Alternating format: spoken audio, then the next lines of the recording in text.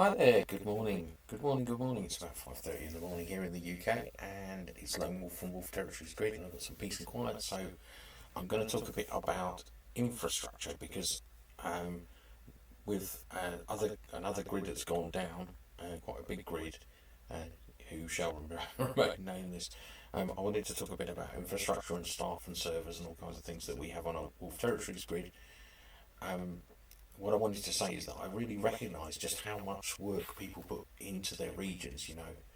There's just so much effort goes in. Some of the most beautiful regions you know, are built by people, and I think that it's really important that we talk about infrastructure and what's actually running um, your your service. So I work with a company called Dream Hosting AT. Been with them for 3 years, and we've got people in the data centers. We've actually got hands-on experts on these servers actually running the tech. So I'm going to start with some things. So first of all, I want to talk about our asset stores. Assets, for those of you who don't know, are all the objects in the grid. So for instance, this little tray full of whatever those are, this picture, these chairs, my hat, all those things are assets, and they need to be stored somewhere. So they are little files, and these little files basically show. Where is it? There it is. Okay. So these little files basically show, store the data for actually producing the graphics or the image or the mesh shape or the actual objects that you need to actually display on the grid. So for us, we have two up-to-date copies of the assets. They're kept up to date by a server that actually that's its job is to keep things up to date. And we use iDrive E2 object storage. And in fact, I'm going to show you right now some stuff.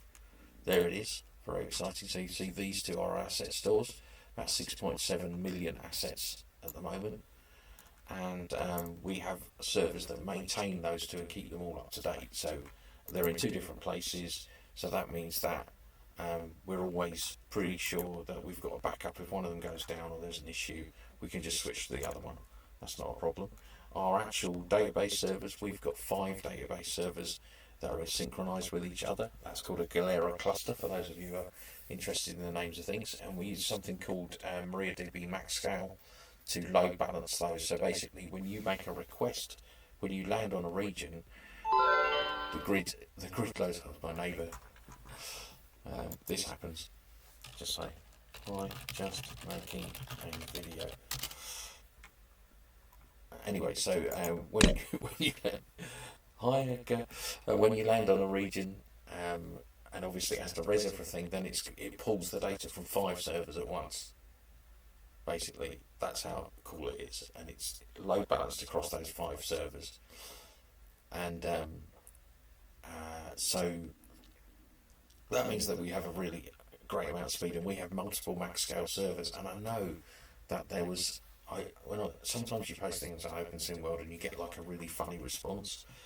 And I had a guy that did actually criticise me for being worried about redundancy, but I think redundancy is important. The less reliant you are on one server and one source of data, the better. So this is a bit of one of our clusters. We've got two, or is it three? We've got three. So, and you can see there's some servers there. This is a Proxmox high availability cluster. Things can move around. I can move this server over to here. So when we're getting server maintenance, we try to move things around to make them work. I mean, there's some things you just can't protect against. Like for instance, if the so we had the other day Hetzner, where our servers are. This cluster is actually decided it would be a good idea to turn off their main backbone into the data center, one of the data centers. But it wasn't a problem because we've got 5 servers that were up and one of them couldn't talk to the internet, and it was for about 10 minutes. It wasn't really a problem. The cluster just went whatever, and then it came back online. We had to reboot a couple of things, but it was fantastic. I'm screaming Eagles on, so I'm probably going to get good morning from him as well. It doesn't matter what time I come here. But so we're building an infrastructure that is resilient, and secure, and as we grow it, we learn new things, and obviously, so security wise, we use software that we basically the we're probably being hacked about 50 to 100 times an hour. Someone is trying to hack our servers. I know that sounds shocking, but it's just the way of the world at the moment. And so what we do is we honeypot them. So we basically all our servers so some of our servers are not available to the outside world. Our databases are not available to the outside world. There's no way of getting to them. They're on a local network, and so our servers talk to them locally, not through from the outside world. But um, the servers that are on the outside world, like Robust and everything like that, the standard hacks that people try and do to get into your servers, what we do is we let them do them, and then when they fail, so they will try like things like, I don't know, the simplest one is throwing different usernames and passwords at a server and overwhelming it. So basically throwing usernames and passwords at a server until you find one that works, which is kind of crazy, but the odds are really tiny of actually doing it. So sometimes they'll leave machines on for days and weeks to try and get in. So we use something that basically 5 wrong things and your IP gets banned, so they can't connect to us at all to do anything. So and that looks at a lot of services. That software, it's really really good. It looks at a lot of services that are running on the server, and this is all Linux stuff. So if you're under Windows, it's a bit more complicated to do the same thing. In fact, I'm not even sure how you do it, unless you went for some really good commercial protection.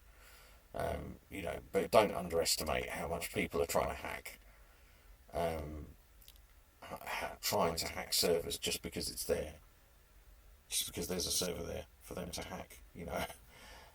And so I'm really grateful for Bastion and Daya from Dream Hosting, who are like, Daya's got her own grid, and Bastion.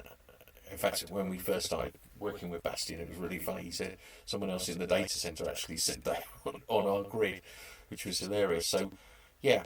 So just saying that, that's what we've got. I believe in redundant things. I believe in having lots of copies of stuff, and obviously we've got backups. But the problem with backups is they have to be restored, which means downtime. What I prefer is to have live instances of things running. So and to give you another example of redundancy, so what we've got is our region servers. So this kind of grid, you have like robust servers which kind of do the day-to-day handling of things, and then region servers which deal with things to do with the actual region that the person's on.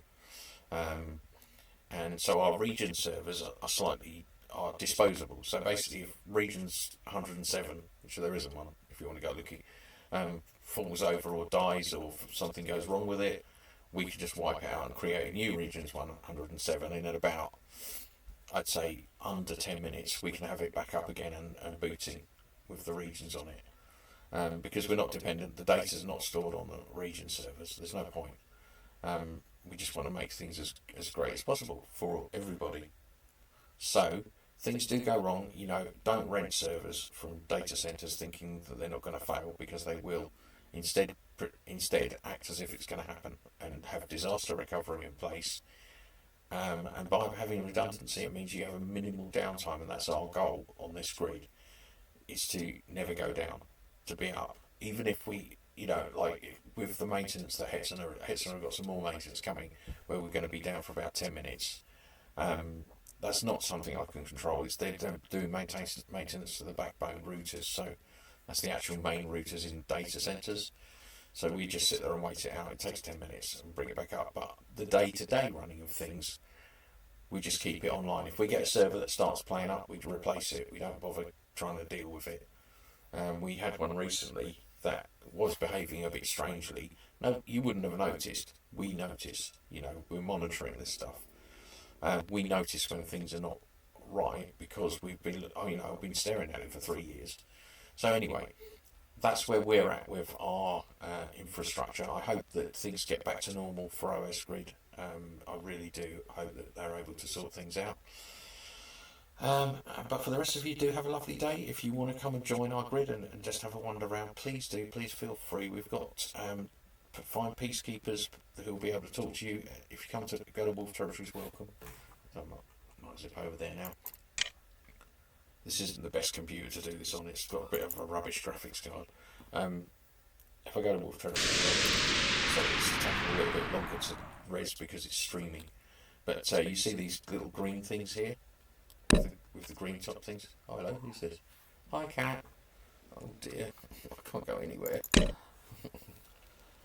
I better tell her I'm just making a video. Hi, cat. Just making. Oh, it's cat with a K. Hi, cat. Just making a video.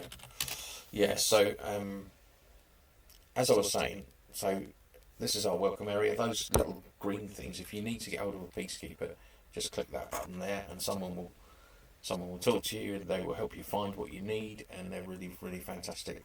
So I'm just going to skip up here. I'm going to go somewhere where I know there's nobody else. It's ridiculous.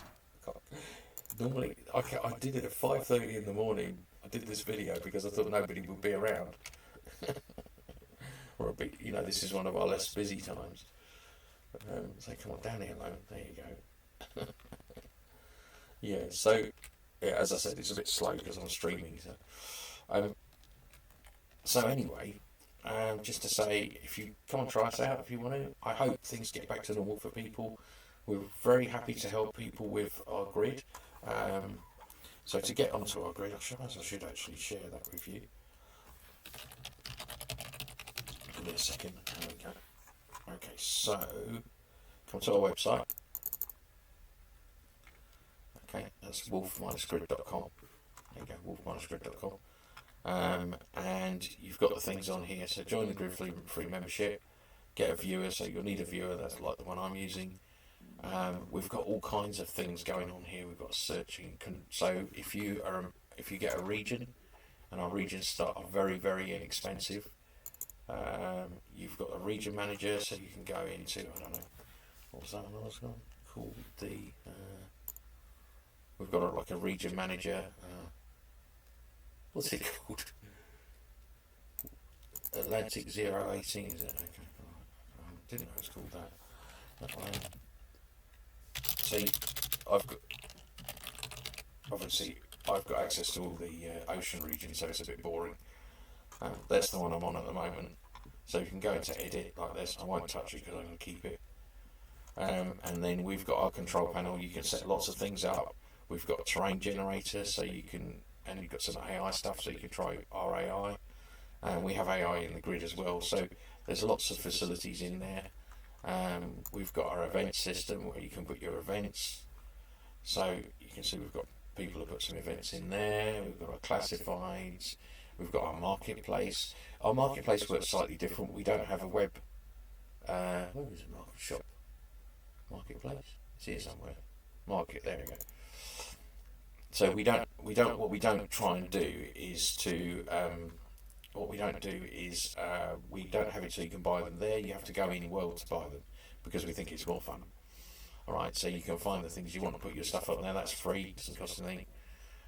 We've got our merchandise, which is really cool as well. I'm getting off the I'm getting off the track, but yeah, we have a festival every year. We've got Open Sim World's Fair next year has been building. It's just incredible what they've put together there.